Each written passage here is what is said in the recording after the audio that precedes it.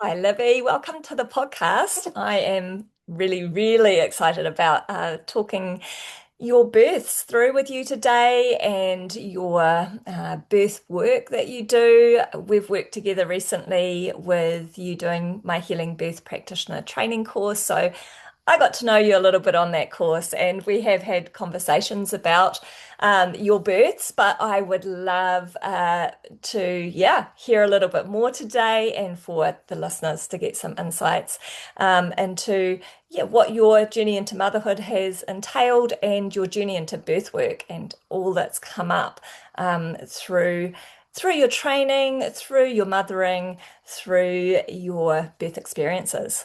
Yeah. So welcome. I would love to kick this off with you. I know that today we're mostly going to be talking about Elio's birth. So Elio is now 8 months old, um, and he's your second baby.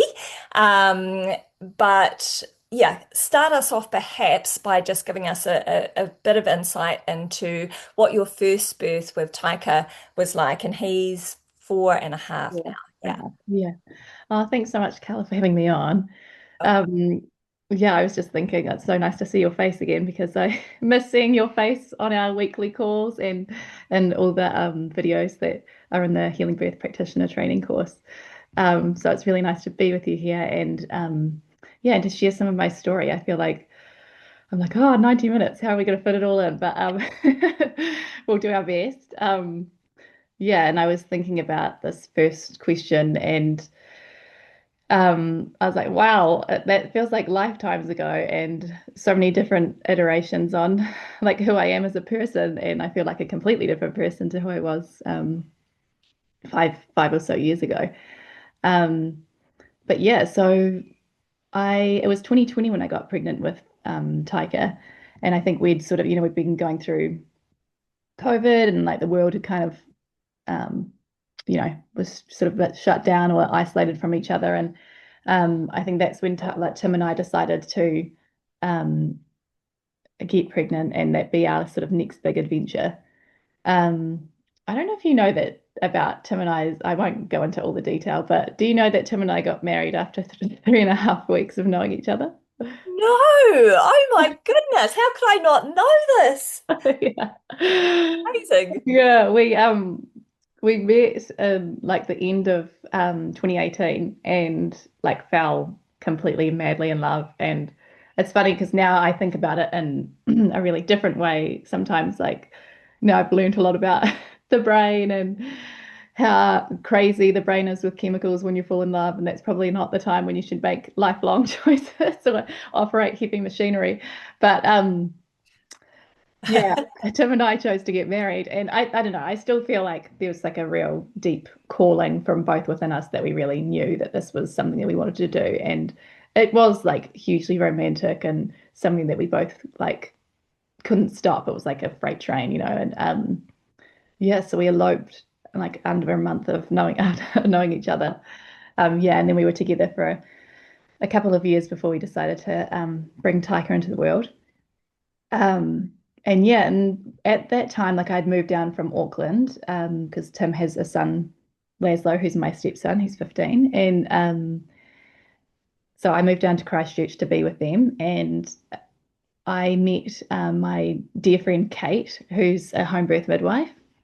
And we met at a cafe, and we kind of, again, like I seem to have these big connections with people, but we hit it off and kind of like fell in love as friends. And we went away on like holidays together and really formed this friendship. And I learned so much about home birth, midwifery, and yeah, and home birth in general through her. And I think like the more and more I was learning, the more I was getting interested in, having my own baby and having my own birth experience. So I got pregnant and had a really beautiful, beautiful pregnancy with Taika.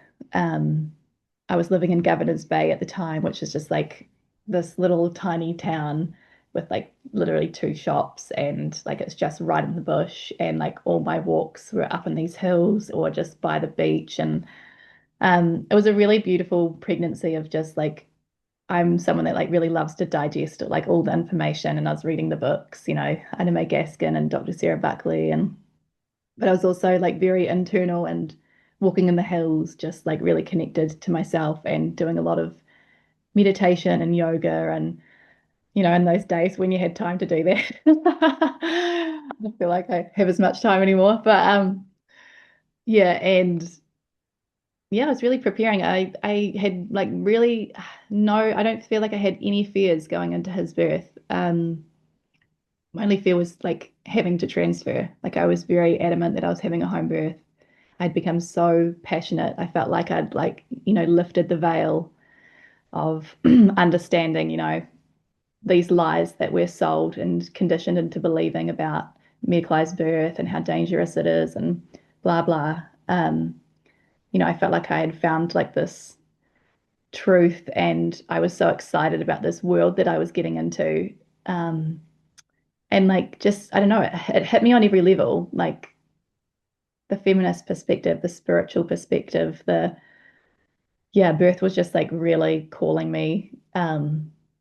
And I'd been like before that, like spent my entire 20s trying to figure out like who I am and what I want to do in this world, and had jumped from so many different things, like started out as a lawyer and um, did like sexual violence prevention education, and yeah, had jumped like and done a lot of different things, but never felt truly like I was doing the right thing.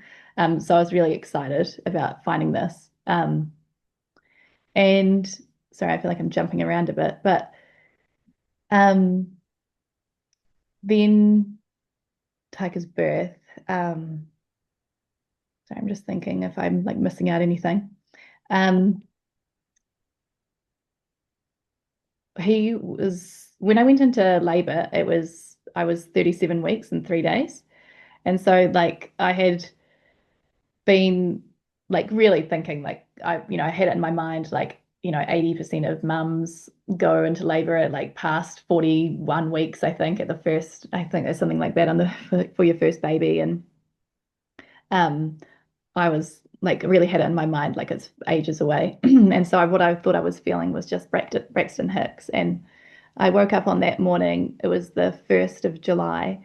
He was due on the 19th. And I was like, it's, it's um, birth month. And I was so excited. And Tim and I had some sexy time. And, and then maybe that's what brought on a bit. But and then I went out to the kitchen and he felt really low. And then I was feeling these contractions, but I was sure it's just Braxton Hicks. And I had like a few things on that day. I was meeting with like a photographer who I thought could be the birth photographer, and I had a chiro appointment and a midwife appointment, and um, I like then like went and met this photographer, and we really clicked, and I was like, oh, this is going to be great, and we exchanged numbers, and it was a really good vibe. And then went to my chiro appointment, and I actually bumped into my midwife friend Kate at the appointment. She goes to the same chiropractor. And she could see me like pausing with a contraction, and she was like, but she didn't say anything because she didn't want to like me to get ahead of myself or anything like that. And she, like sometimes I've learned it now, like how to read her like even more. And sometimes like she'll go, yeah, it could be that, or and now I'm like, oh, that would have been a hint of like look at this a wee bit deeper. But yeah, then I went to the backup midwife to meet the backup midwife because I hadn't met them. I hadn't even like we hadn't actually had like our final bloods or um anything dropped off. Like I didn't have the pull or anything because it was I was 37 weeks, right? And first time. And so they saw Kate, saw the backup midwife, had another contraction there. I'm pretty sure I lost my mucus plug in the toilet there. Trying to remember now. And I'm pretty sure I think the backup midwife knew as well that I was in early labor as well. And but she did also didn't say anything. Um, and then yeah, I went home, and Tim came home just after 5. And as soon as he walked in the door, I thought I peed myself. And it was my waters releasing. Then I looked and like saw the little pink tinge, and it sort of kept flowing. And got in contact with like Kate, and I was really excited. And Kate was sort of like calming me down a little bit and saying like, just like have a nice evening of like, we went through all the things and just like, cuddle with Tim on the couch, watch a nice movie or just stay relaxed and then it's been a while since I've told this story. I'm trying to think now. Yeah, and then I remember like things ramping up. Like I went like things started to ramp up quite quickly. Um, and I got my friend to come and pick my dog up because my dog was always like quite crazy when the midwives came over and was always licking one of the midwives. So I thought have that. So yeah, my friend came and picked up my dog, and by that point I was really deep in it. And my other friend was a midwife too, and she um she could see that I was like already doing quite hard work. And yeah, and I was like trying to watch a movie and I like couldn't at all. I was like, this is not gonna, yeah. And so it was starting to flow really, really hard. And I remember Tim and I had an argument and I was like, it was over dinner or something, and I was like told like really put him put him in his place and told him if he snaps back at me right now, like this is the wrong time, like just and then we had a cuddle and got over that. And then um I think I got to a point where I just really wanted a woman there. And Kate wasn't actually my LMC. Another midwife was my LMC, but Kate, because, she just wanted to make sure there was like, it was a friend making sure that she could make sound judgment calls if she needed to and like, but still be there and sort of be like, yeah, be that like emotional support and a midwife. But yeah, but she said like just call me whenever, like you don't have to, And so I called Kate and she came over and then um I was like vomiting and she was helping me brush my teeth and yeah, and then before that the other midwife had dropped off the pool and everyone was sort of yeah, it was very rushy energy like at one point, just like because I think one of the other midwife was a little bit, I can remember now, just a little bit stressed that I had nothing, like I hadn't had the pool or the TENS machine or all of those things, and I hadn't been shown how to use them or um and I think like Kate was saying like, yes, you can have those things and you'll have a baby without them. Like, it's okay.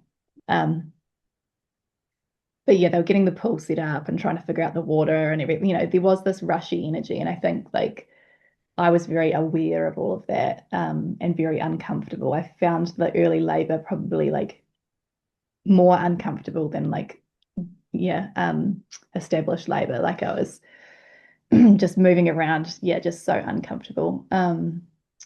Yeah, going back and forth from the toilet and that. And then when I got in the pool finally, like this was probably like 2 in the morning, I was like, it just like melted like butter. It was so amazing. And I just felt so, yeah, just in my own little world. And I know there's like a lot of controversy online at the moment about water birth and whether we should be doing water births and everything. And um, I just think women should have the choice. I know it's about being informed and fully informed and um but yeah, I think about both my births with the utilizing that's where I've been able to fully let go.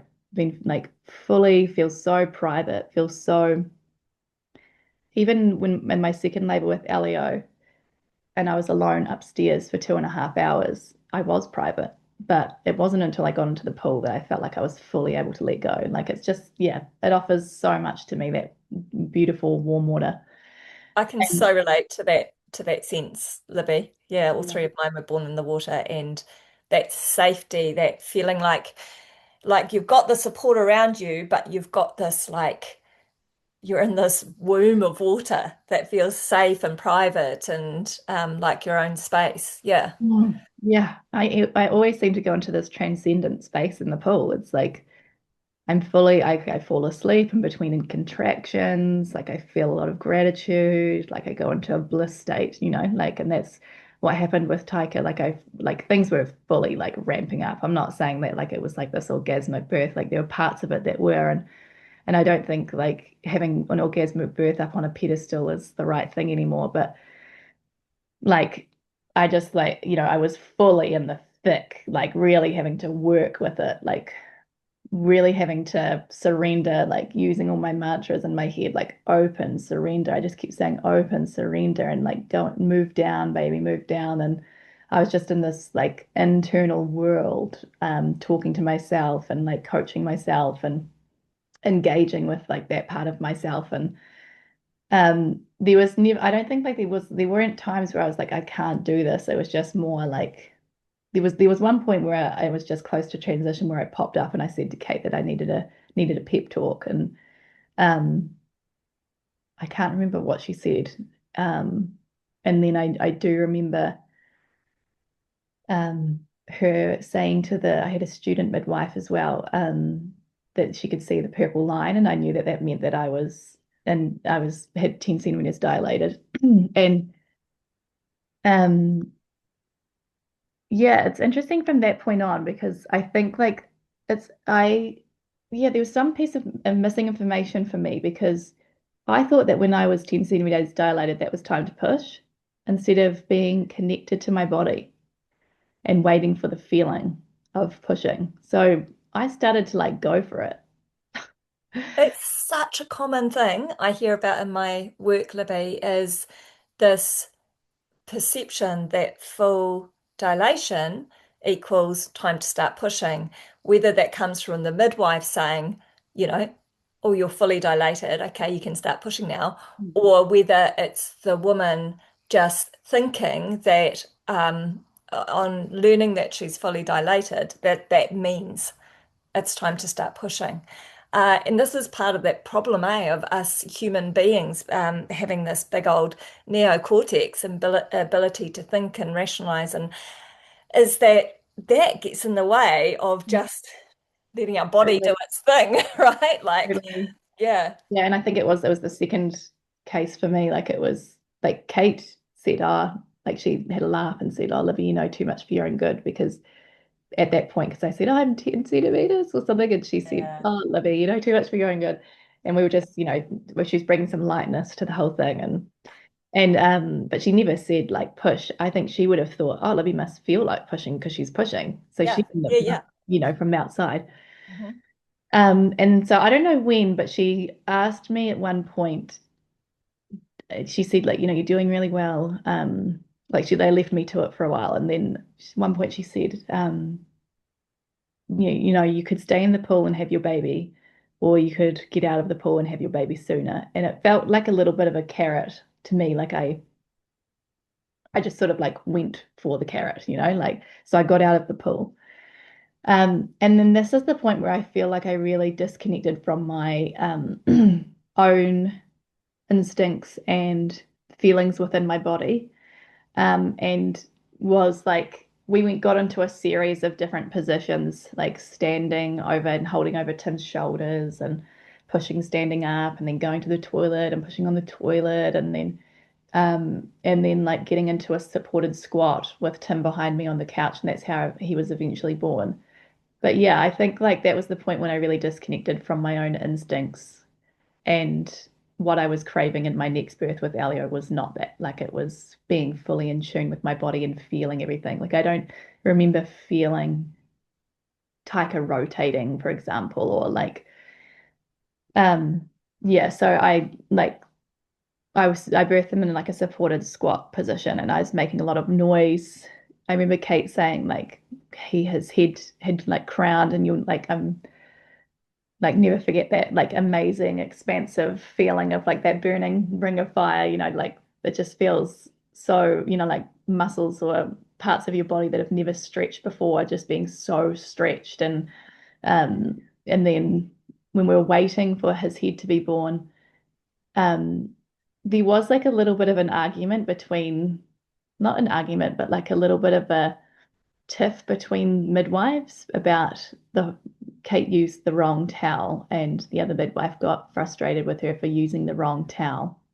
And yeah, I think like that really detracted. I'm being a little bit nitpicky, but at the same time, I do think like these things are the things that I was really craving in my next birth. It's like I want someone to be fully present and in reverence, and that it's not another day at the office, and it's not those little things about like what needs to be checked off.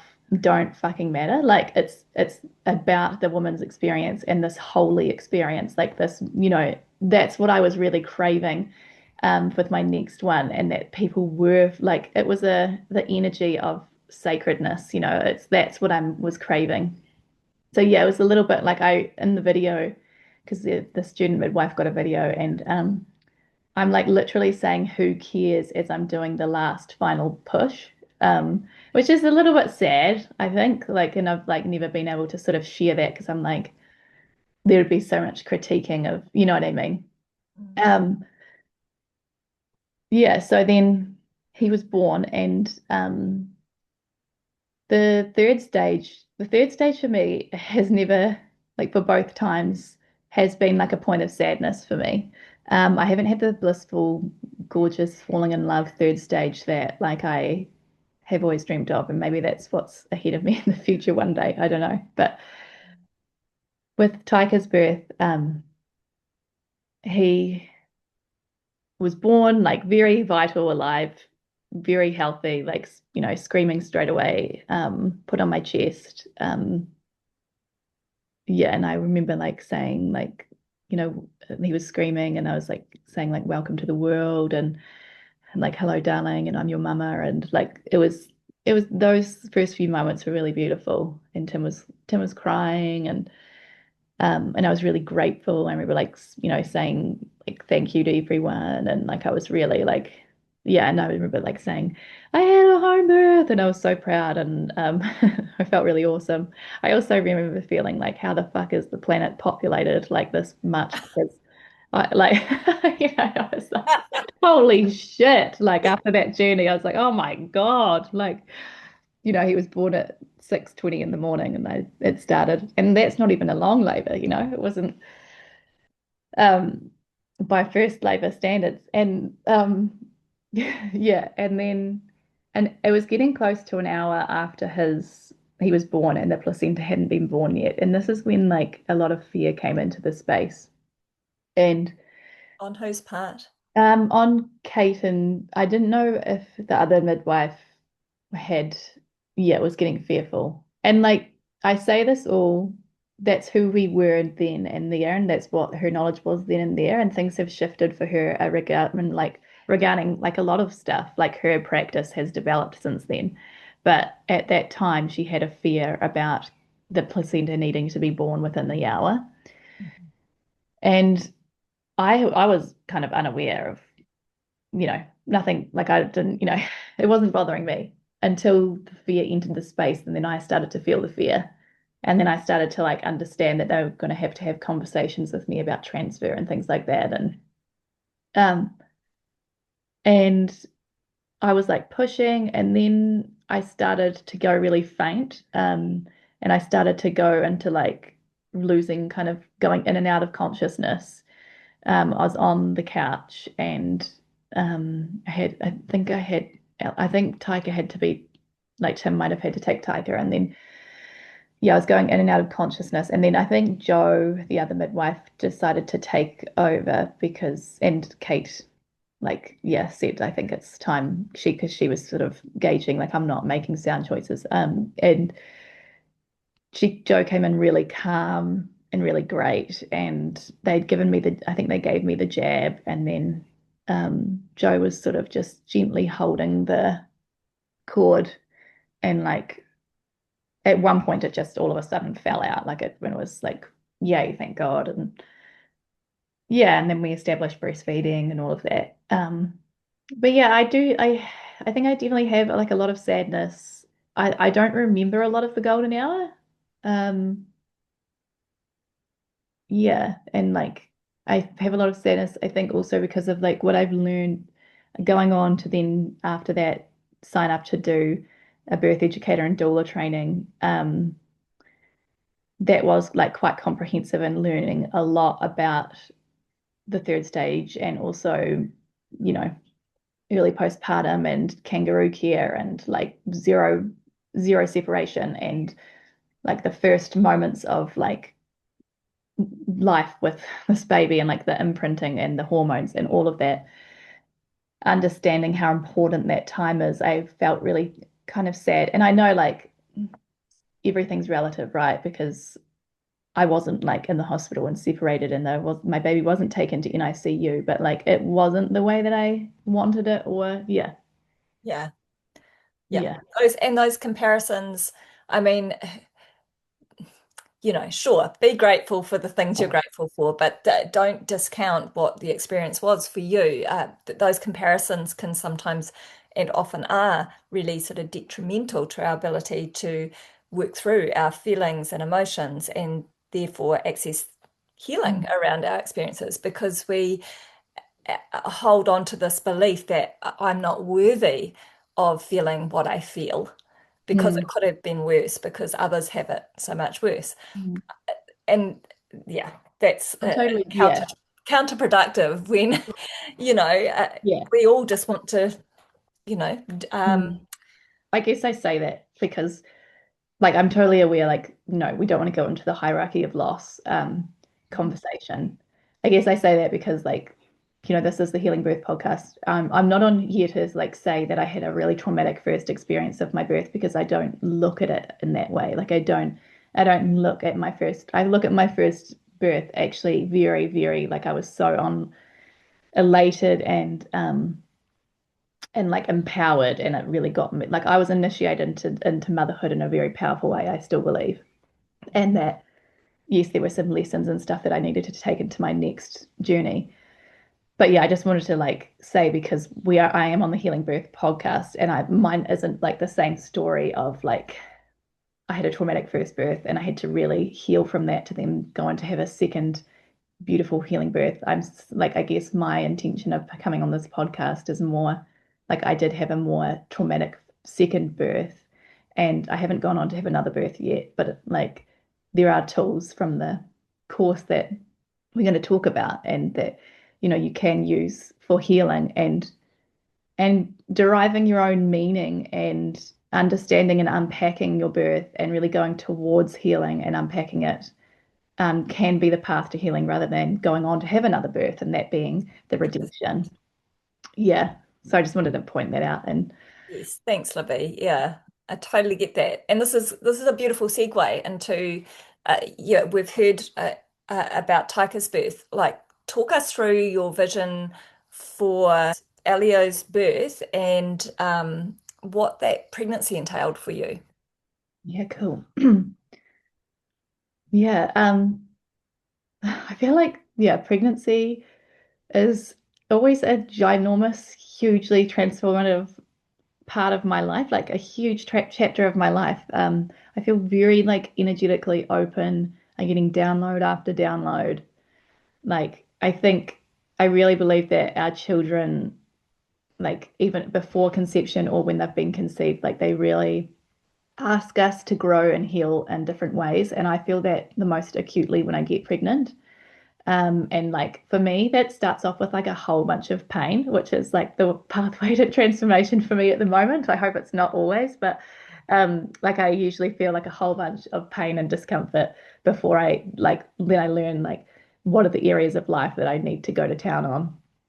And so like me and Tim were like really struggling in our relationship. Like it went from, conceiving in a beautiful way to then going into like the next layer of transformation that we needed to go into. And like, yeah, there were other areas of my life that like I really just became acutely aware of that I needed to heal. And that I like went into a deep thing of going into therapy. And I think like the phrase that really like became apparent to me was that we birth the way that we live. And that was just like always in my mind. And so I thought, the way that we do anything is the way that we do everything. And I think like that's so acute in birth. It's like people pleasers will people please. Like type A personalities will try to win that birth or do it perfectly or have so much control or like you can't separate who you are, your conditioning, all your experiences, your ways of being from the birth experience that you're going to have. And like so that's why the inner work is so important. And if we birth the way that we live, I keep thinking, well, how am I living? And am I satisfied with how I'm living? And like what are the goals? What are the dreams? What's the vision for how I want to birth? Um, and I did want something like really extraordinary yet ordinary. I wanted to be fully led by my instincts, and I wanted people that were 100% on the same page as me and in full reverence. And we talked about that before, like, really in the energy of sacredness. And I wanted it to also be like the most normal, natural thing. Like, I didn't want it to feel like the government was in my room, like, or that we were checking off boxes that don't need to be checked off. Like, I really wanted it to feel like 200 years ago, where it was just, some wise woman and you're able, yeah, just to have full autonomy and be led by your instincts. And yeah, those were like my visions. And I feel like I had to do like a whole bunch of work to get there. And I think that's why free birth was really calling me because, like, right from the beginning, even though I signed up to having a midwife from the beginning, and it was my, beautiful friend Kate, and we sat down and we had this gorgeous conversation at the beginning about what it could look like, and she wants to be able to be that wise woman that, like, used to get paid with a sack of potatoes rather, and it was like they would just go around and like unfortunately that's just like not the reality of this current system and how burnt out midwives are and how their caseload and how massive it is. And like so many of them would say themselves, like, I don't get to practice the way that I want to practice. And the guidelines getting more and more scarier and like more stringent and like the system not being like supportive of midwives, but like, yeah, just it all becoming again about like liabilities and keeping yourself legally safe. And I think like so much of that, like I became so critical of the system. I think like about, I was really critiquing how that conflicted with physiological birth and like things would come up and I would listen to stories and I would hear more and more of like home birth midwives like sabotaging the experience with their words or with like guidelines that they not had to follow, but like I think there is a culture now of like, you know, the midwives that do follow informed consent and like supporting the client becoming more and more rare. And like even though I have had one of those midwives, there were still things where I felt like I was scared that my process would be interfered with, or yeah, um, and that I wanted to be the leader, like the like fully, yeah. And sometimes I think that like when it came to say an emergency, like I still wanted to be the one to determine whether it was an emergency, and that like really conflicted with, well, what if something went wrong and like, you know, Kate would lose her job, or that's there were like so many huge conversations that her and I had to unpack. And I think like if I was just listening to my intuition, um, it was just getting stronger and stronger. And I have to say, like, I'm fully aware now, like, all I was listening to was free birth stories. And I was reading a free birth book. And I was like, I did the complete guide to free birth by the Free Birth Society. Like, I was really curating it as well. And I think that was like giving me the lens of being really critical of like midwifery care. Um, like I know that there's like a huge amount of controversy online, and I was like almost a little bit fearful of like coming on and sharing my story. And I think it's like why it's taken me 8 months to get here and to be feeling like ready to share what I'm experiencing in this moment in time. Like I think maybe my thoughts they'll evolve even more. And that's like what's happened over like the 5 years that I've been looking into birth. And um yeah, and like being and like I can see all the angles and all I can share is like my own experience. And this is such a nuanced, like layered conversation, and it changes with every woman. And I'm still like a huge free birth advocate and an advocate of choice. And I think there's like a missing conversation of you're allowed to set up and engage with the system in ways that feel supportive to you, and you don't have to go black and white, because that's how my thinking became. My thinking became very black and white, and I think it was because of like everything that I was following from the Free Birth Society. And I know there's like a huge like there's still so much that I got from the Free Birth Society that I totally like respect and like am very grateful for. And I do think that there is like a puritanical kind of ideological way of, well, the ideological way of thinking, like it's very like, when you're reading Yolanda's book, Portal, that definitely shaped my ways of thinking around death and um and free birth and seeking help and taking radical responsibility and victimhood and all of those things. And it made me believe that I needed to be completely self-sufficient. Mm. And it put like the more and more I was listening, it was like putting those births up on a pedestal where women would either be like birthing alone, or like even the language, they don't call a birth a free birth if there's a doula in attendance. They call it a sovereign birth. And although they like say that there's no hierarchy, I don't know, it feels in the subcontext there is. Yeah, and there's like this Side pedestal of, hierarchy. yeah, Yeah. of like spiritual awareness and depth and yeah.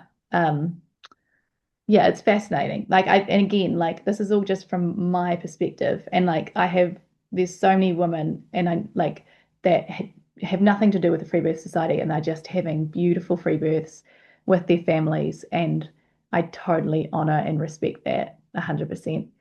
And just sort of, I don't know, in conversation with some other birth workers and doulas, and we're just like all unpacking this conversation together and just like wanting women to also know that you're allowed to have support systems set up if you want to, and like engage with the system in ways that you want to. It doesn't have to be all or nothing.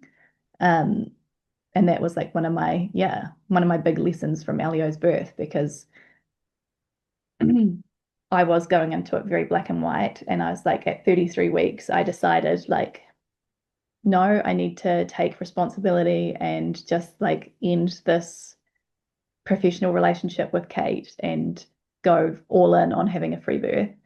And we did that really respectfully and mind of like we had like a beautiful like mother blessing after that we had lots of tears and beautiful words. And um like we always like are very mindful of protecting our friendship and like trying to, yeah.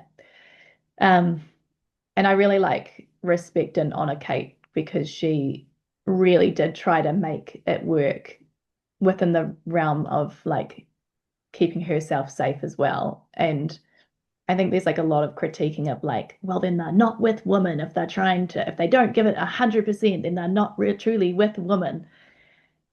And I just call bullshit on it. Yeah, I just think like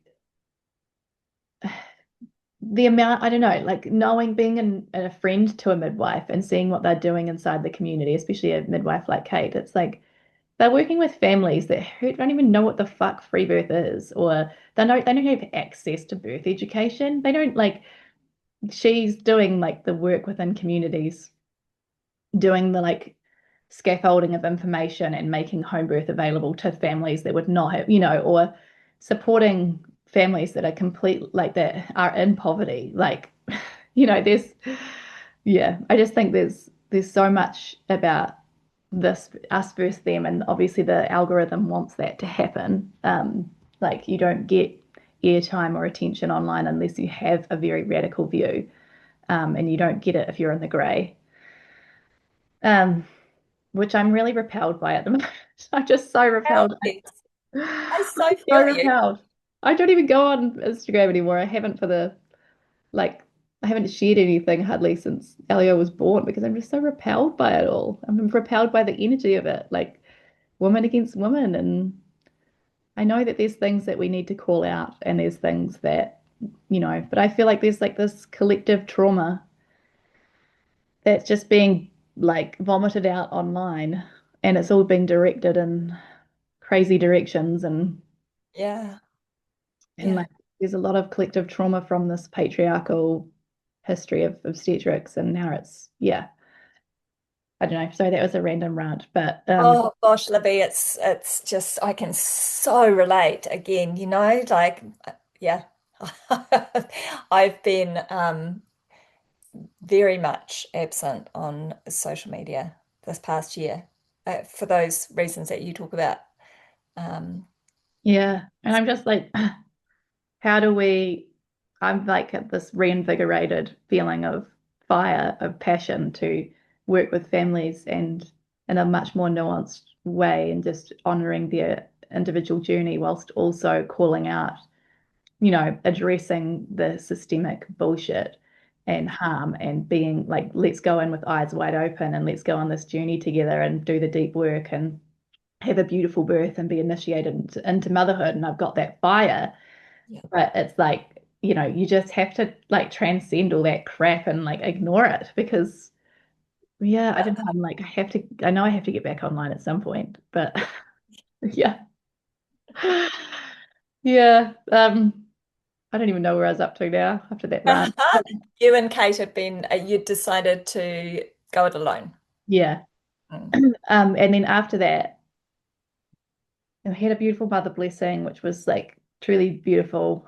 My postpartum doula, Leah, hosted it and had some, beautiful friends over, and it was so nice. It was like better than any birthday or, just so many tears and words of affirmation and like lots of meaningful beads put on my necklace from people who had passed, and especially like really meaningful ones about my brother who had died and Kate's mum who had died and my friend's dad who had died. Like there was some really beautiful, beautiful. It gives me goosebumps thinking about it. And I'm like, oh, I just want to recreate that all the time. But then I went into a full just fear mode for 2 weeks after that. Theorizing, and I felt so like I'd jumped off a cliff. And I was plummeting towards like I was so fearful. I had like all this fear in my throat and my chest and my stomach just all the time.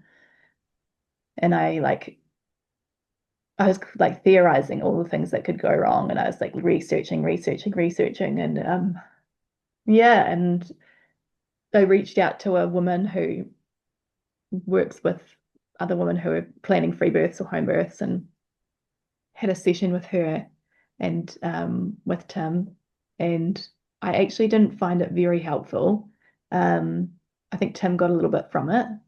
I think because it was a one-off session and she didn't know me, she started at square one and I didn't feel it was very useful. But Tim got stuff from it for practical reasons. But it also like I will talk to this point because it kind of framed the way I thought about things at one point, which is interesting because yeah, she was telling me what to do at one point about a certain thing, and that is what I did in the birth. And it yeah, so I'll go into that when I get there. But Right. um yeah, and I like ended up um yeah having to unpack so many thoughts. I had to decide at one point that the way I was going, I was choosing free birth, and I just had to surrender to the process. And no matter what out, like no matter of these situations, and like these situations are coming up, I remember like I was fearful that I was having twins because I felt really big, and I was fearful, like what if it, blah blah blah, like all these different scenarios.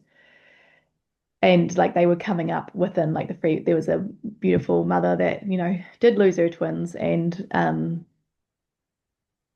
so the fear, became stronger, but I did surrender ultimately and think like this wouldn't change my course of action. Like if I had a breech baby, like I wouldn't want to be in hospital because there'd be so much fear. And perhaps like there would be fear from some of my home birth midwives because like there is still like this fear around breech birth. And so like my choices wouldn't change. I would still be wanting to have a free birth um, at that point in my thinking. So I surrendered and I just had to, yeah, really trust. And then I found out about like a free birth circle, like right towards the end. I think I was like 37 weeks pregnant, and it was like really it was hosted by Ella, who we both know, and it was really wonderful. I think like because there was just like a few other Kiwi, it was I think there were about five of us on the call, and it was like really nice because I'd been listening to all these free birth stories right through my pregnancy, and like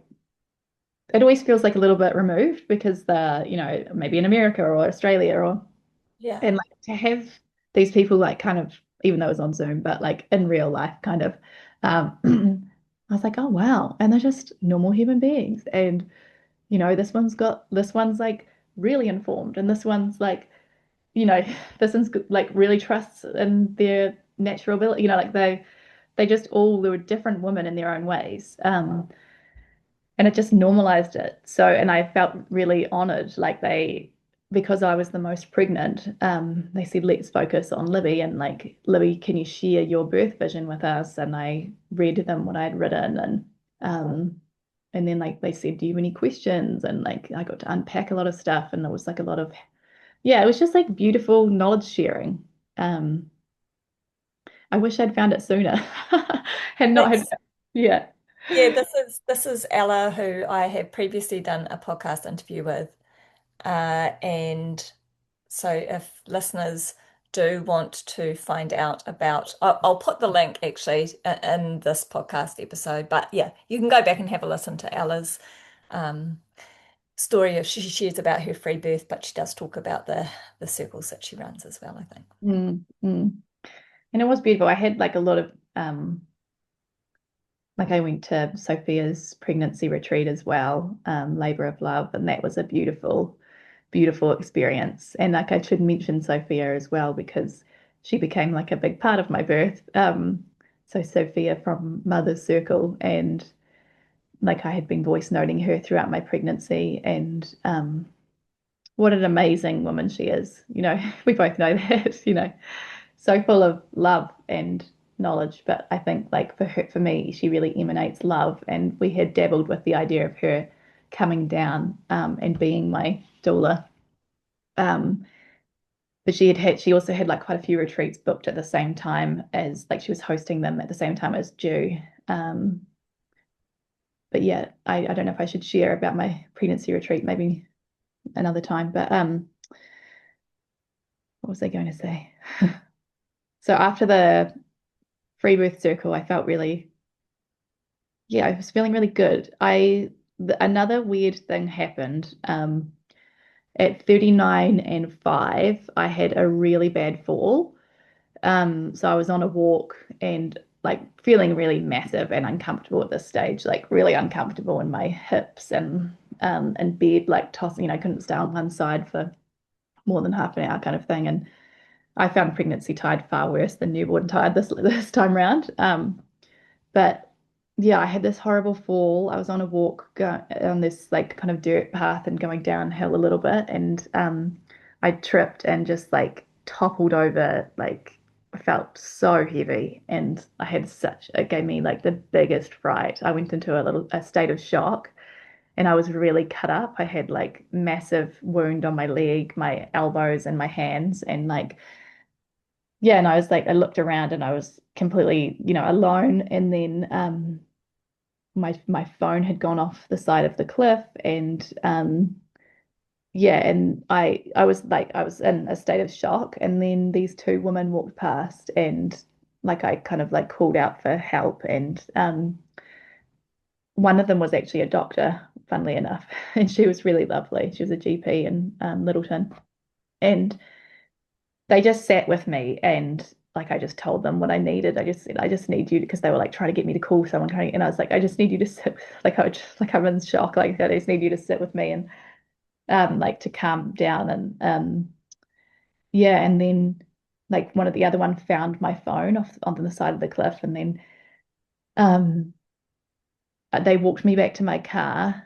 Um and then like because I was in Littleton where Kate lived, I called her and I like wondered whether, and it's interesting because this could be like a point where I should have thought like, okay, when you're in pain and when you're in like a state of like needing someone, you wanted Kate. Mm. Like you wanted her support because She's like even though she's like one of my best friends, she is 7 years older than me, and she's her children are grown up, 18 and 14, and she does have this motherly, well, kind of auntie maternal side to her as well to in my like to me. And I've cut my head open before, and she's come over, and this sounds kind of bad, but she just glued it back together. But like there's things, where I'm just like, okay, Friends for. yeah, like Putting cleaned your it, head back together. yeah, like cleaned it out and everything, but like, just very DIY, like, yeah, anyway. But she and like she was the first person I was like, Kate, and she just said, like, do you want me to meet you at my place? Or because she wasn't there, and she ended up coming. I was like driving home in so much pain. I probably shouldn't have driven. And then I got home, and she came over, and she just gave me this ginormous hug because she could see that I was still in shock. And she was like just trying to calm down my nervous system. And like there's nothing like, for me anyway, like there's nothing like a hug of a woman.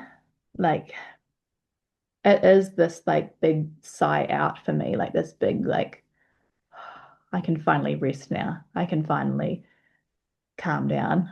And yeah, when she gave me that hug, and like it calmed my body down, and then she cleaned my wounds and patched me up, and um yeah, but it put me in such a bad, and Tim was in the background doing the things, right? He was taking care of the kids, he was getting me food, he was doing blah blah blah, but very masculine, very like, doing. Whereas I needed that emotional support too.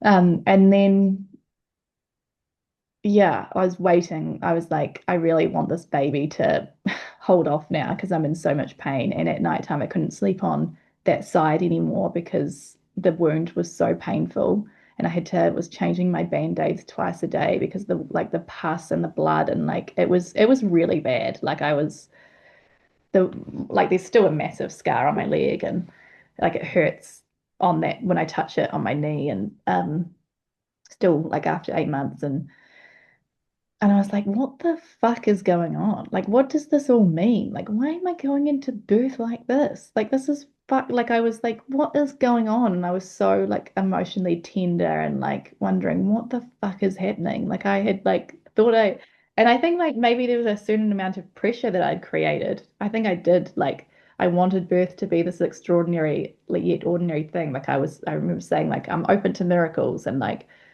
I had like trained my body in lots of ways that it like I don't know if this TMI, but like throughout my pregnancy, like I was really trying to work on my body and like have it experience different things to be like, I can experience an orgasmic birth. And I learned how to like orgasm and squirt and like these like things that I hadn't been able to do before. And like I yeah, and I think I just created a lot of pressure that it needed to be something so special. And that because like the world that I was in and I was so obsessed with it, sometimes I think like birth workers and doulas just need to take themselves out of the world of birth for a while and it not be so significant. You know what I mean? Mm. But maybe that's just me. But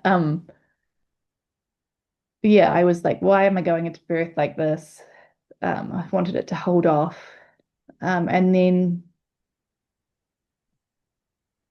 I remember voice noting Sophia. She said, I can come down when I finish my retreats. Do you want me to come down?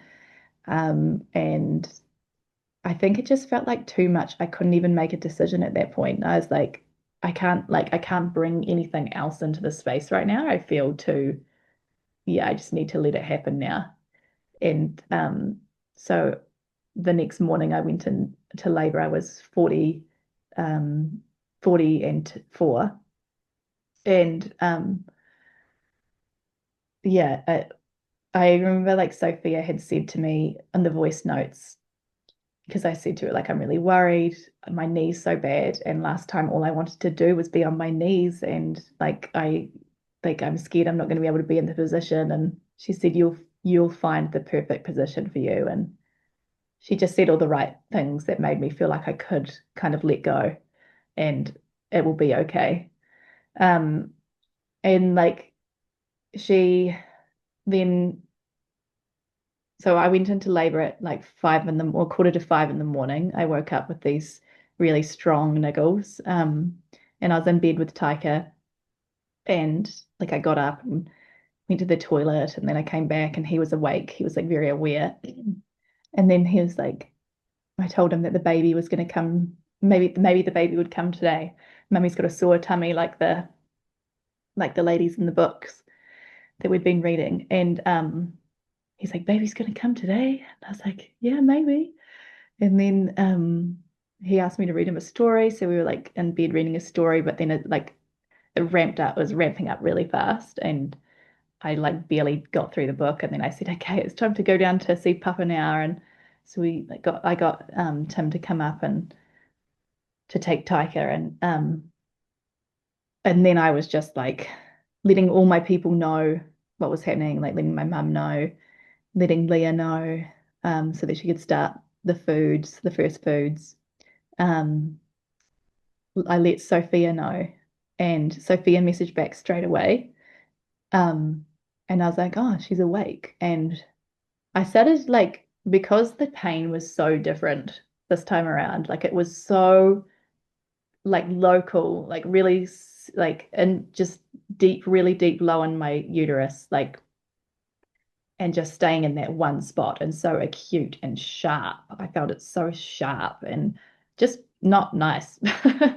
And like, whereas the pain that I felt with Tyker's contractions were so like wave-like, and they moved up, right up my abdomen and then back down again. And it was like very, I felt like it was like a lot more manageable, whereas this was like horrible. I felt like someone was stabbing me. Like, and I called Sophia for reassurance because I was like, the pain is so different. Like, what's going on, you know? And she was just like, different, different baby, different birth, and saying the things. And I never planned for Sophia to like stay on the phone or anything, but she ended up being on the phone for the entire birth, and which was actually really beautiful. And I didn't think that I would want like that kind of stimulation, but she was just there in the background. If she could hear that I was working really hard, she would really like just say words of encouragement in between contractions, like, just well done, like in just beautiful words. And just um yeah, and I was up in my room with my leg, the sore leg off the side of the bed, like flat foot on the ground, so like leg straight, and my other leg bent on the bed, and my hands flat on the thing. So I was like trying to do kind of like hands and knees, but with one straight leg. And that was like kind of, yeah, kind of working. And I was really, really just like having to work for it. Like I wasn't able to, get in flow with it like I was with Tyker's birth. Like it was just coming so hard and thick. I felt like I completely skipped early labor, went straight into established labor, just like so hard and thick, really coming in. Like my body was just working so efficiently. And yeah, I was up in my room for like 2.5 hours, and then I could hear that like Tim had got everything set up, and um, my stepson had gone to school, and like Tim was taking Taika to our friends who live across the road. And um, like we had decided that I just like I didn't want Taika like there during the labor, because I just wanted to stay like in the zone. And like maybe I'd do that differently next time, but that's what I decided at that point. And that my mum was driving up to come and get him.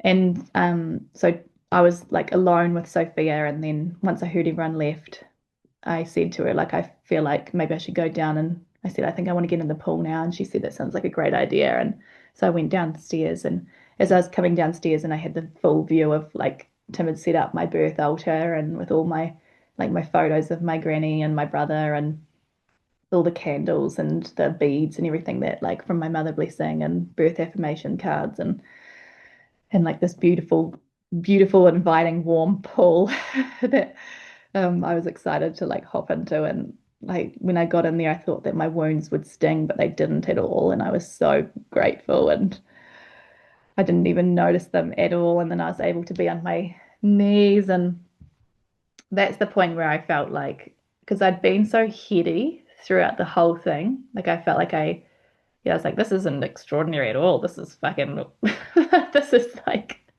I just feel so in this material world, like I don't feel, transcendent and Mhm. orgasmic or anything. Um, and when I got in that pool, like again, my body melted like butter, and like um I was like really grateful, and I was saying thank you to Sophia for being there, and I almost felt like tears were coming, and then like labor ramped up even more, and Tim came in and he'd set up like these two cameras, and so he was like filming the whole thing, and um it was really ramping up. Um there was there was like some times when, and like I'll talk to this part of it too, where Tim really, like, he was off over by the kitchen and on his phone a lot, and I was like, what the like, why isn't he? And I couldn't voice anything, and like except for like, come over here. And it was like, I think like there was a lot of disappointing aspects that Tim and I have had to unpack a lot since the birth. um he was on his phone a lot and like not really present. And it's like this thing of, I think if we had had someone like Sophia in the space who was that feminine, he could be the masculine, and they could bounce off each other, and he could have felt supported. Mm. Like we'd had like a lot of conversations throughout pregnancy about free birth, and I'd never actually, I wish I listened to this, like fully trusted that he had it. He was really enthusiastic about it, and like almost sharing too much about it. I was like, you need to stop telling people about it, because like I actually don't want people to know. But but there was something that in me that like I knew that he hadn't quite done the work to hold the space. But I hadn't like fully gone into that. And I thought like I can do this. But yeah, so then it really ramped up. I was going in and out of like sleeping, which was really like lovely, and like, and then I could really feel every movement, like every rotation, like it was so, and I was so excited about. I was like, this is what I wanted. Like I wanted to feel all of this, and I was like reaching inside and feeling his head coming down further and further, and um at one point, like finally the waters exploded, and I was like, oh, thank fuck. Like that was, so much pressure, and it finally, like, yeah. And then his head like finally emerged while I was on hands and knees, and it was so intense. It was so it was painful. Like it was full on. I felt like I'd torn. I said out loud, I've torn, um, or definitely a tear. And I hadn't. I haven't torn with either of the births. Um, and then like waiting for the body to emerge, and I flipped over just before he was born and asked him to, catch the baby, catch the baby. um, and Tim, he was like great. He was, scooping up poos and keeping on top of the water, and doing those things. Like, but he was very much in the doing. And yeah, baby finally like came out. He put, baby on my chest, and then I was like, yeah, wow, like wow. And then I know that like Elio initially did kind of arch back, like he kind of arched his head up with like eyes slightly open, and then it went very quiet. And then like this had been like a thing that I was probably the most worried about with the birth, was the emergence, and worried about, will I know what to do? Um, the first baby's first breaths. That was something that was really like, yeah. And I did feel like I was being divinely guided in my pregnancy, because every time I had like a fear, something like a new piece of information would just show up, whether it was like from a person or in a podcast. Like with this one particular thing, I remember having all these fears, and then I was scrolling, and then I saw this interview with like an elder midwife, Sister Morningstar, about baby's first breaths, and it was about the five maternal instincts that mothers, when they're not interrupted or interfered with, that they naturally do to, bring about life, with the baby. And, touch, talking to them, kissing, like kissing them. And she was saying, like, kissing the orifices, like the ears, their nose, like licking, like, mothers naturally, like mammals, they naturally do these five instinctive behaviors if they're allowed to. And I think like that's another thing that I was like scared that a midwife would interfere with if, and we see it so much. It's like baby's born, the energy shifts. It's gone from being hands off birth to being very like in there, rubbing the baby, getting the baby to have the first cry. And like this is happening too much. And I think like we're interfering with the birth hormones when that happens. It goes from being a very calm energy to then a lot of action and talking. And I think like, is there any wonder that we have so much managed third stage with PPH and because we're interfering with the birth hormones. It's Yeah, weird. yeah. Yeah. It becomes necessary. Yeah. Mm. I just like I have a thought like I just want midwives to consider like if you're managed if you are constantly having to use synthetic oxytocin in the third stage, do you really respect physiological birth or know how to protect it at the third stage? Like maybe there's something to look at there. It's like Hmm.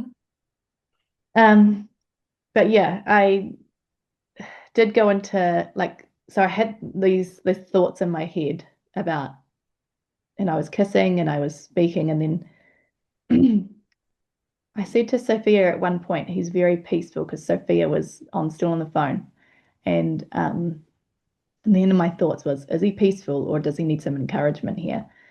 And I started like, and I asked him for a towel and I was speaking to him and like kissing him and like raising him up. And Sophia was like, what's his color like? And then I couldn't really tell because he was covered in vernix, and I didn't even realize that at the time it was yellow, like it was a whole bunch of meconium, um, and he was covered in it, and so he'd been in that meconium in the waters for a while probably, um, and at one point like I did start to get really concerned, and he did like eventually let out, I think it was about 4 minutes after he was born that he let out this like big release of stuff.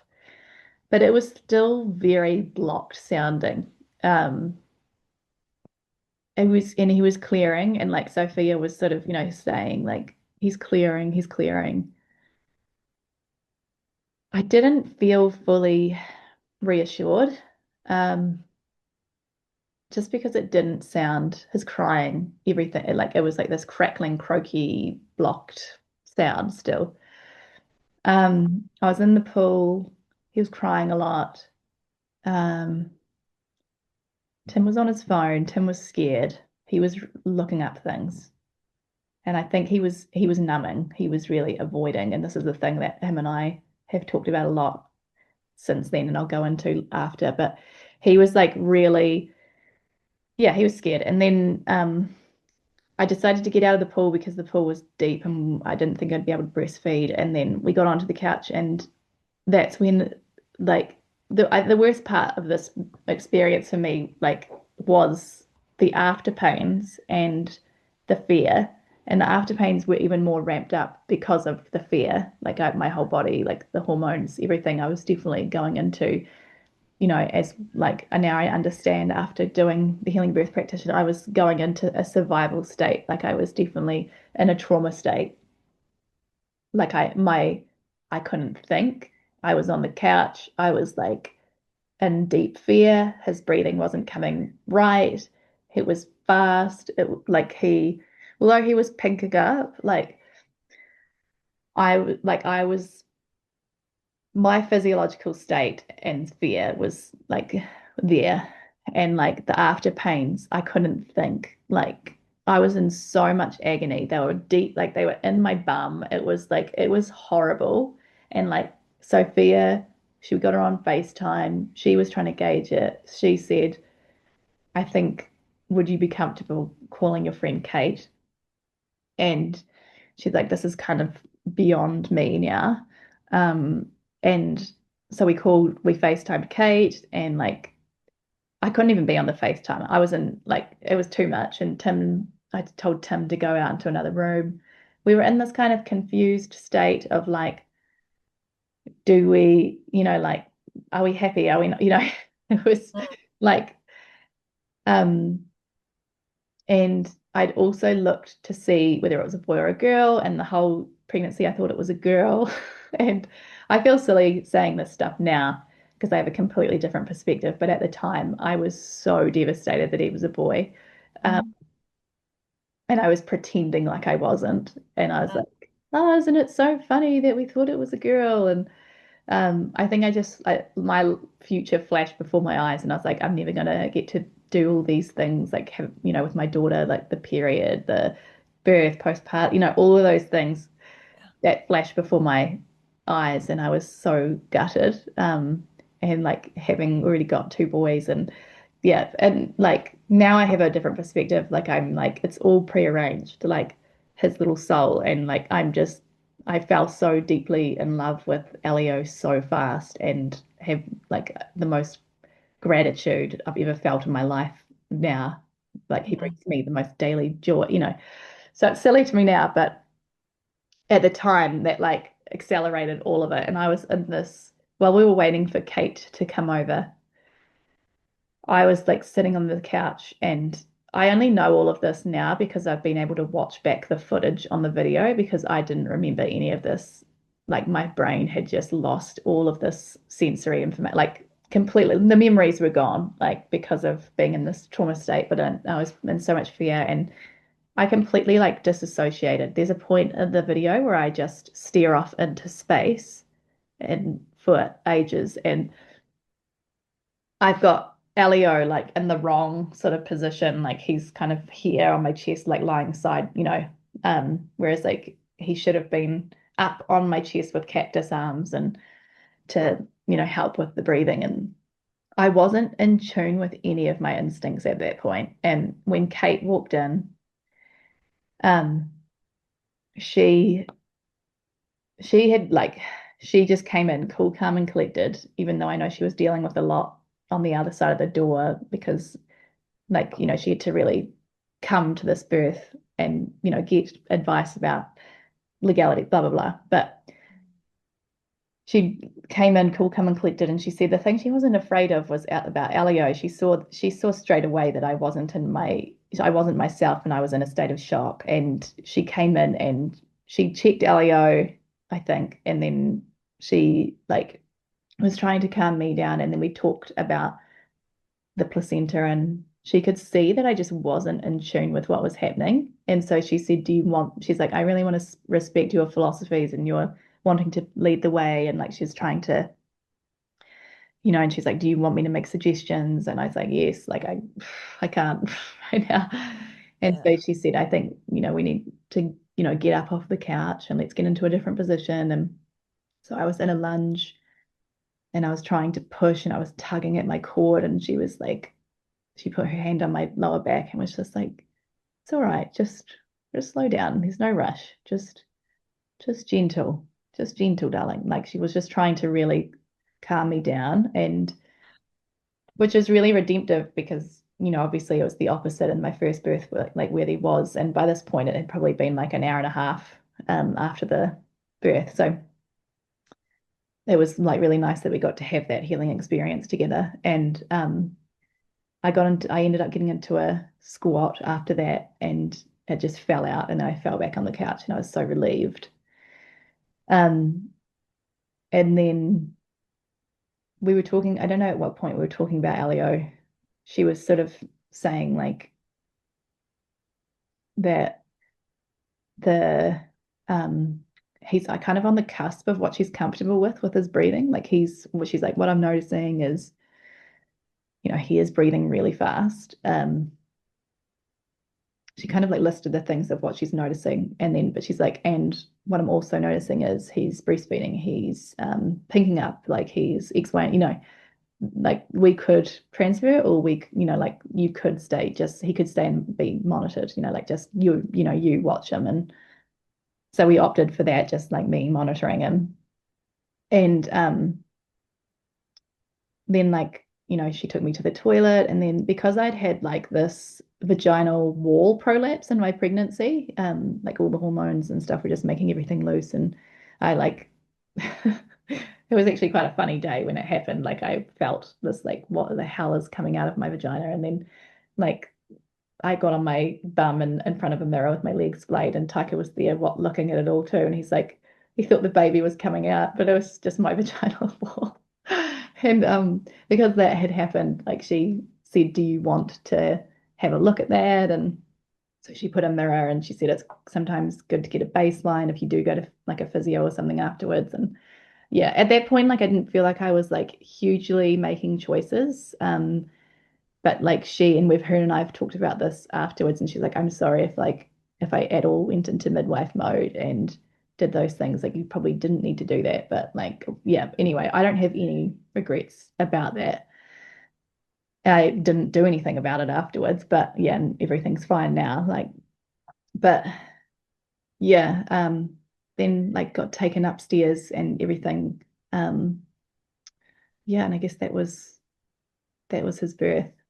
Mm. I was in bed, yeah, got taken, put to bed. Tim, my mum came back with Taika, and um, there was one part of it. It's like I think, like when you give birth and you go into a different bubble, I feel like it's similar to the grief bubble. It's like you're in a bubble, and no one else is in the bubble with you. It's like everyone else, yeah. And I think like what I would say is like you need to really brief people on the bubble and like what's expected, because he was born at like 9 in the morning. It started like, the energy of the day was coming up, and everyone downstairs was chatting away, tidying things up. And I was like, I just wish like I'd had the foresight to know, like, I don't want them to tidy up. I just want like the energy to be so calm, like for everyone to shut up. And like, just I want Tim and Taika in bed with me. Like I want this family sacredness. And I felt like Tim never got to enter the sacred bubble. Um, and throughout the entire like postpartum, like there's a lot of sadness for me about, I felt really alone. The only person I felt like who really got it was Leah, my postpartum doula, who was just like an angel sent from heaven. Yeah, and I'll talk more about Leah at some point, but Mm. um, yeah, I felt really sad and agitated, and like I couldn't verbalize anything of what I wanted, and confused and wiped out. And like yeah, it wasn't like this euphoric first day. I felt like I should have been experiencing something like pride or, from doing it, but I was really, and yeah, that was it. Yeah. Talk us through how you processed this, or what it was 4 months after Taika was born that you joined the Healing Birth Practitioner Training course that I offer, which, if listeners aren't aware, this is a 10-week intensive training on the art and science of holistic birth trauma support. And so it's essentially teaching others how to do the work that I do, and have done for the last 11 years now. So we do a deep dive into all things birth trauma and healing from birth trauma. And I know, because of the conversations we've had, that being on that course was a significant part of your processing and healing journey around uh, Elio's birth. Was there anything that came before that? Was coming onto the course in part because you knew it would help you with that healing process? Like it's a pretty intense training to do Mm. if you're holding on to unhealed birth trauma, which a lot of people coming onto the course are. Um, Mm. but invariably, I hear them say that it's helpful rather than that it's just all triggering and hard. And certainly that's sometimes part of the piece, but ultimately that it's a healing journey. Yeah. Yeah, talk us through what you'd like to around processing and healing from Elio's birth.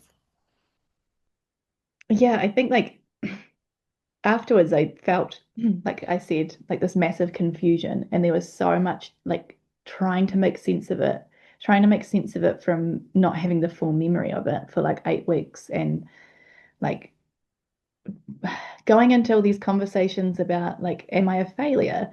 Like did I fail?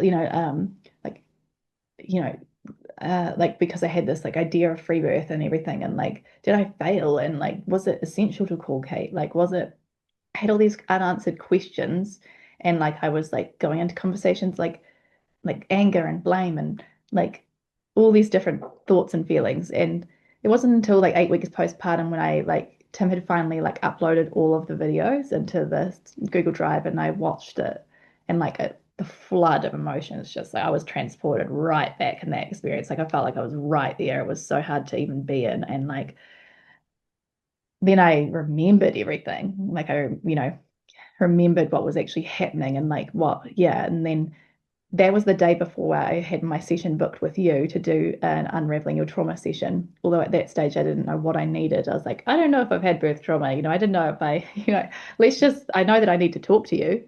I know that you're someone I'm going to get like some insight from. So can we have a chat? And so you and I had a session and I like told you, and I think like one of my biggest ahas was like I asked you like, did I need to call Kate? And then you unpacked with me like what was happening for me with like the physiological like state that I was going into, like the trauma in the brain. So when we go into a state of trauma, and our body gets flooded with adrenaline and we go into fight or flight. But when we're in the birth space, we can't fight or flight. So fight or flee. So we end up going into either freeze or fawn. And I went into full freeze mode and the ability to store memory and the ability to do verbal reasoning, like verbal communication or reasoning, all of that goes out the window because we're just trying to survive and our body's trying to protect us. Like all of that was happening. And actually, what I did do was the right thing. Like what my body, one instinct was to reach out for help. And that was to Kate. And so like I felt like, oh, like that part was clarified for me. And then I think like choosing to do the course, like I'd always wanted to do it. I've been wanting to do it for a few years. You and I've like on the odd occasion gone back and forth with voice notes and things.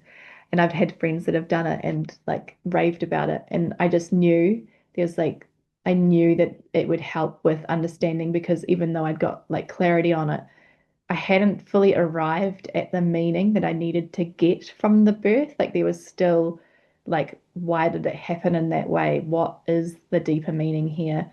Like, who was I? Who was I supposed to become from this birth? What was I supposed to learn?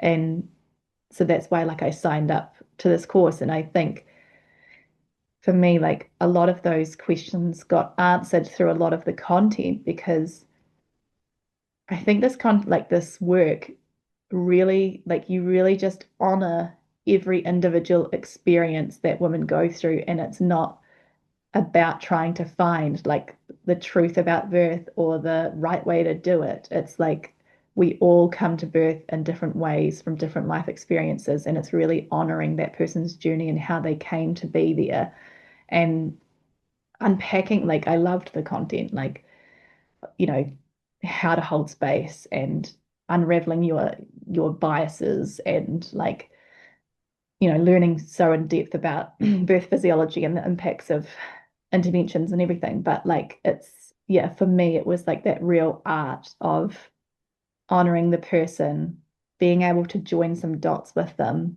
and like little education pieces and then the tools for healing. But like just the validation, just the yeah, and like people leaving feeling so seen and understood and validated. Um, and yeah, for me, like it left me feeling when I did the program. Like it left me feeling really confident in my ability to be able to do that for other women and excited to do that for other women, which initially like there was this like desire for me to get stuff for myself, which I got, but then also I think like as birth workers, we know that 1 in 3 women at the very least experience birth trauma. And I think for me, like there's sometimes when I'm talking to people, I didn't know like the right ways to talk about, like I didn't want to say the wrong thing, or I didn't want to like project my beliefs onto people. And I was very aware that I had like very impassioned beliefs, and like I didn't want to like, and I was like, it was always roulette of like, am I going to upset this person, or am I going to say the right thing, and there's a lot of pressure on me doing it right rather than just being with that person and speaking from the heart and listening. And like getting a process that kind of works. It's not like mechanical or anything, but just like knowing that there's like a process that works, but it's always tuned into like being in the present and being with them. Um, yeah, that's what I got from. Thank you for sharing that. You've articulated that beautifully, and I'm so pleased that that's how the course has been received by you at least. Um, it keeps making me think of uh, you've the end stage of the course, the last piece of work that you have to do in order to complete your certification is hold what I call a practice client session, which is a bit of a misnomer because there's nothing like it's not a practice, it's the real deal. You're holding an unraveling your trauma session with somebody who has put their hand up and said, yes, I would like a session with one of your trainees, one of your soon-to-be graduates, in exchange for a koha and my feedback. And so you've recently had held that session with the woman, and then you're required to send me back some pre-feedback reflection, the responses to questions I have around your pre-feedback reflections. And then after you receive feedback from your client, you answer some post-feedback reflections. And oh, it was just so heartwarming to receive those reflections from you and to just know, yeah, Libby's, she's done a great job with this, but also that you feel the oh, I, the awesomeness, I don't know, there's no word to describe it, of being able to help somebody access that validation and healing that they so need and deserve. And it Mm. feels really good, eh? Yeah, totally. This is like just the beginning for me. Yeah, Yeah, yeah.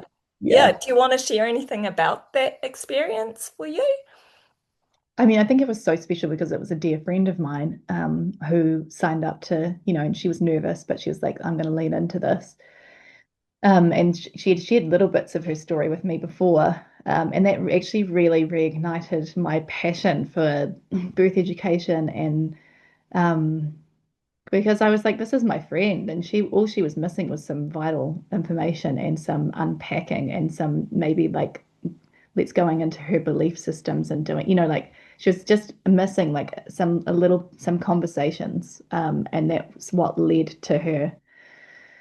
I mean, that's not the only thing. Obviously, there's the system that but those conversations about the system, about her beliefs, about she had the physiology stuff, but yeah, so it really reignited that. But holding the session with her, I mean, both of us just said it was such a beautiful morning to spend together. And I just like, I think like we talk about birth as a rite of passage, and that last piece of the rite of passage is having your be witnessed in society as this new mother and having your story listened to and heard and acknowledged and validated.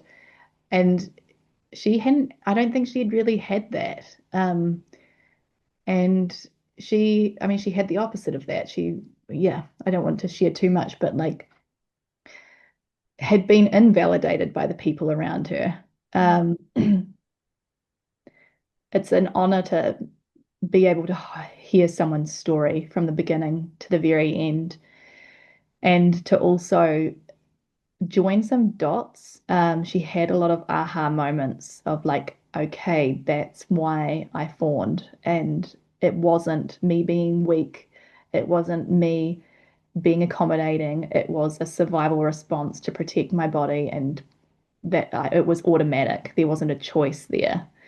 Um, that was a massive aha moment. And I think like joining those dots, like the education pieces are healing. And also what was healing for her, one was hearing how unprofessional the midwives and doctors were and how actually not okay their behavior was, but also two, how amazing she has been since her baby was born. Like having it being affirmed that she is doing a fucking awesome job, like that she had a traumatic experience, but she went straight into attachment parenting, breastfeeding. Like she's, really filling that possible hormonal gap that could have been there from a traumatic experience. Like, and she has just smashed it as a mother. That was hugely, like, she just, hearing that from someone else was so validating and healing for her. Yes. Yeah. Yeah. It's a huge piece of what we do in this work is around when they're sharing their story and you can hear a lot of this self-blame or this guilt or this shame or this I failed at this or that. But you also hear all the ways that and you hear the things that they're not hearing and they're not seeing, which are look at what the lengths you went to, look at what you put yourself through, look at what you're continuing to do. I mean, even the fact that you're here doing this tough work of sharing your very vulnerable story with somebody, right? That's like reflecting all that juicy goodness back to them of just Mm. what an incredible mum they are um and yeah, Yeah. it feels really good because people they're not telling themselves any of that stuff, Mm. and nobody else is either. But sometimes because others aren't, usually I think because others aren't aware, like we are. We can hear the words and the feelings and the thoughts behind the words. Mm. Yeah. Um, Yeah. Yeah. Um, yeah, I was going to say just like this is generational work. Like it's even sometimes it feels like a drop in the ocean because you're working like one to one. But this is like that person's generation. Like she will go on to have another child. Her, we can prepare for a different experience next time. That's changing the generations, you know, below her. And yeah, that's important stuff. yeah, yeah. Mm. Yeah, and some would say healing the generations that became before as well. Mm. Um, because we can only work with what we're aware of, in the moment. And yeah, she's changing that story. Uh, Mm. she's Mm. yeah, yeah, And one thing, like I would say, I remember you had another question at one point when you sent me an email before this, but just about those who probably don't see their story as traumatic. And like, I shared with you before that like initially I didn't see my story as traumatic because I had a view that like I didn't have the big cascade of interventions in the hospital. So therefore, like I didn't have like I've definitely got some upset and I want to work that through. But I think like perhaps like some people when they hear like unraveling your trauma or birth trauma, maybe that term trauma feels like exclusionary to them and they don't see themselves in it. But I just like would say, if you've had an experience where you didn't feel empowered, supported, where it felt like there was a loss of control, where you now think about it, and when you think about it, you feel feelings of like sadness, anger, regret, grief, or you avoid thinking about it altogether because it just brings up too much. Like you deserve healing no matter what you want to call it. Like it doesn't have to be called trauma, but yeah, I just like would really encourage those that are experiencing it in that way to reach out. And because, yeah, we know that women who have dementia, elderly women who have dementia, still remember their birth experiences. It's something that stays with us and has an impact on the rest of our lives. And it's so visceral and physical and body, trauma is stored in the body. And how is it shaping how you're parenting and how you're living? Like, we all deserve healing. Yeah. And Yeah, it's thank just, it's growth work. Yeah. you. There was a thread throughout your sharing today of this idea that life gives you what it gives you for you to learn certain lessons, and for your growth. Uh, and yeah, some would refer to this as like there's this term called post-traumatic growth, right? So where instead of us taking on the attitude of we're the victim of our circumstances, rather that these things have happened for us to learn and grow from. And yeah, would you like to share what it is? Because I was thinking to ask you the question, if you could go back and do Elio's birth over again, what would you change? What would be different? And then I thought, actually, that doesn't make sense. If you're coming from a Absolutely. belief system of everything happens for a reason, and this is the perfect birth for me because this is what I've I've learned and grown from through it. Um, what would you say has been your learnings, your growth? Why did you have this birth? Yeah, I totally like and debriefing this with my friend yesterday, she asked me the question of like, what would you do over? And then I said the exact thing that you said, that I wouldn't do it over because I wouldn't be who I am with the new beliefs that I have now and the birth worker I want to be. What the lessons I did get from this birth, and I'm really glad I didn't have a straightforward free birth because I think I would be like even more dogmatic about it and have gone down, yeah, a really black and white route. I think like what I got was returning to the gray and the nuance of birth, and that, yes, of course, like there's things that need to be called out within the system and that aren't okay that are happening within home births and all of that. Except we do need to come back to honoring every individual person's journey and how they're getting to there, and that there is a grayness in birth, there is a mystery in birth, that we do have the births we're supposed to have, to become the people that we're supposed to be.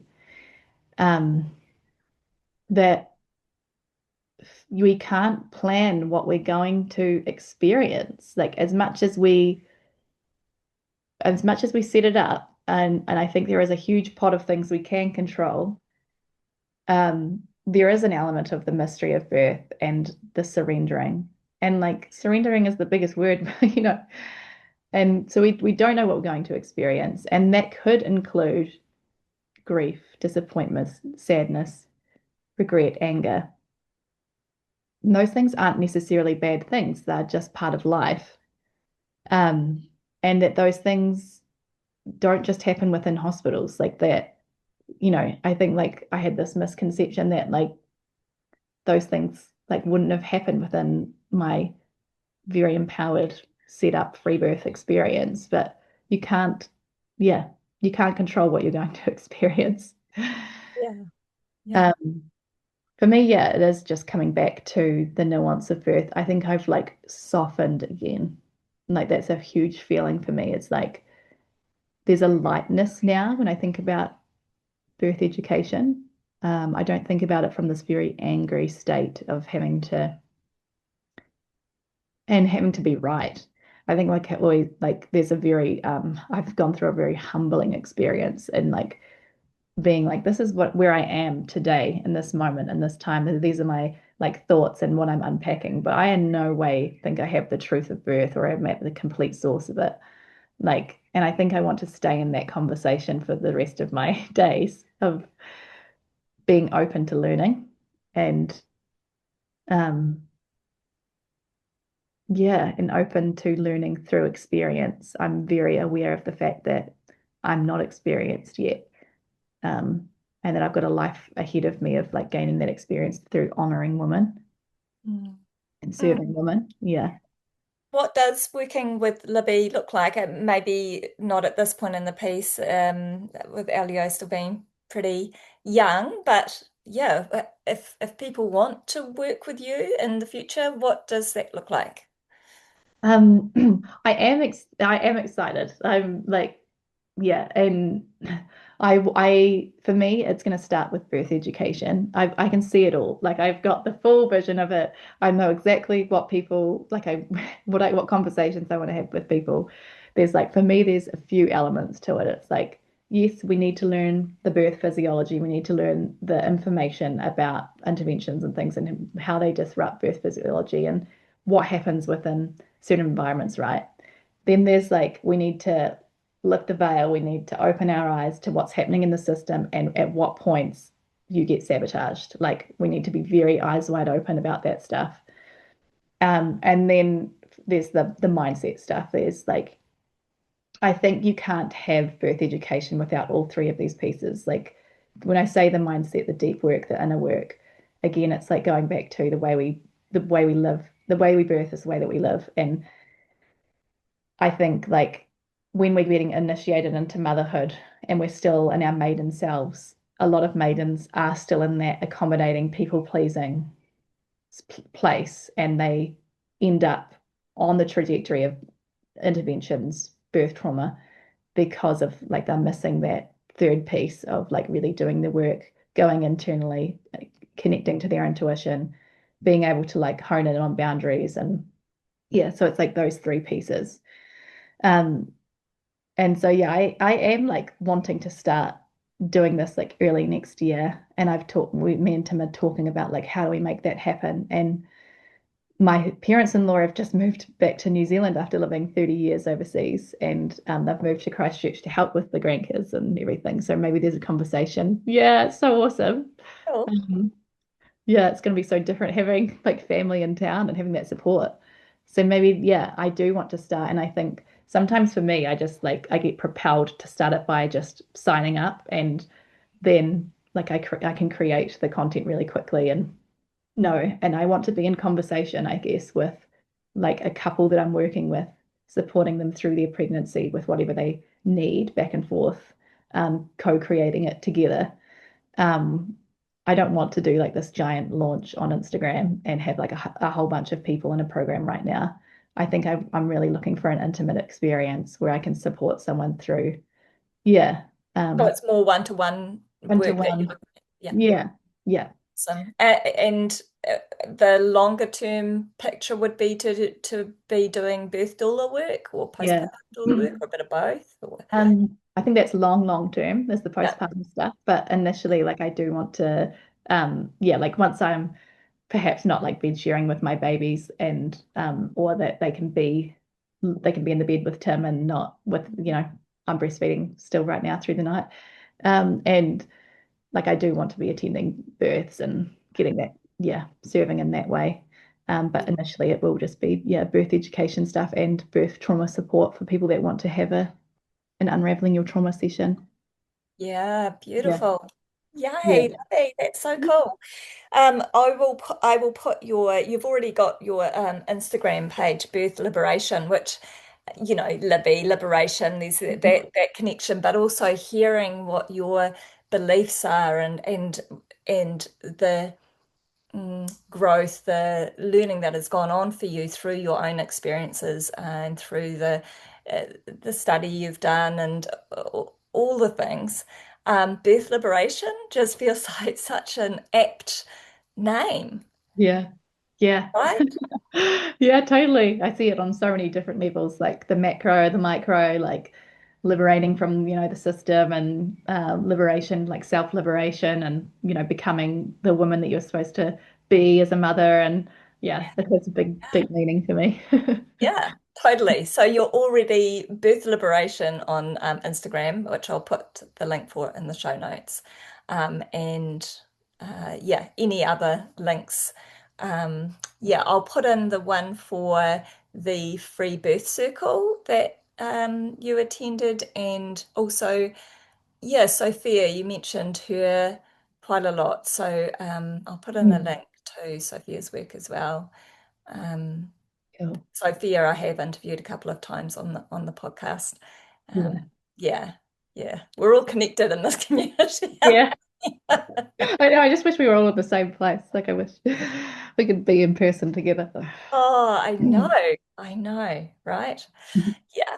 Oh, well, thank you, Libby. This has been an absolute treat and pleasure. And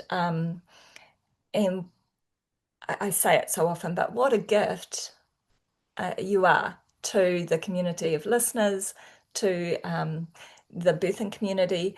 Thank you for sharing your story. And I love that it isn't the classic traumatic birth story, that it is a more subtle but no less relevant form of trauma that you experienced, and you sharing that will be liberating for others who have wondered if what they went through wasn't enough to to warrant doing the healing and getting the support and those sorts of things. Mm. So yeah, thank you so much. Thank you, Carla. Thank you for holding such beautiful space and hearing my story. And yeah, it was awesome.